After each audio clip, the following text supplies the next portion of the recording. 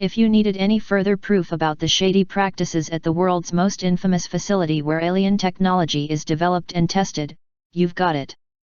Just listen to this story coming from a retired Area 51 employee who got too drunk for his own safety and started spilling some highly sensitive beans. The story is told through the recollection of a vlogger who lived next door to a man who drank too much.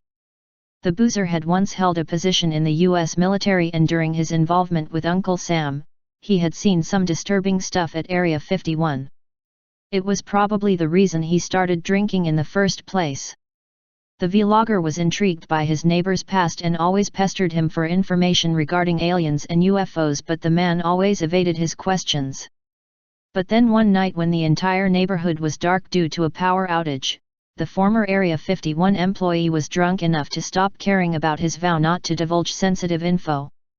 The vlogger and the military man were looking up at the night sky, and all of a sudden, the former says, "Hey, you see Orion's belt? You see how you see two stars that are straight, very parallel to each other, and there's a little star that's slightly adjacent to off to left? Well, the bad aliens live on that adjacent star." According to his admission, the stereotypical gray aliens with bulbous heads and dark, almond-shaped eyes are actually the good guys. The malevolent ones are tall, brown, and they smell.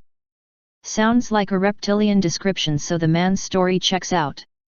When the vlogger asked how the aliens good and bad managed to bridge the immense gap between their worlds and ours, the military man told him their ships were advanced enough to generate power out of vacuum. The fabled zero-point energy that would solve all of our power needs is in the hands of extraterrestrials, and the government has been shaking hands with them for a long time.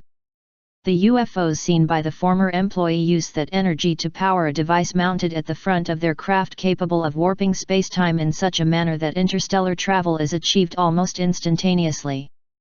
Whistleblowers like Bob Lazar have made public similar claims pertaining to the way ET travels, so there might be some truth behind the drunken admission of a man who's allegedly seen aliens and their machines. As for the vlogger who brought us the story, he said that in the event that government officials see his UFO video, he would very much like to remain alive. Now that the video has been seen more than 1.7 million times, there is a great chance that some men in black suits will come knocking on his door.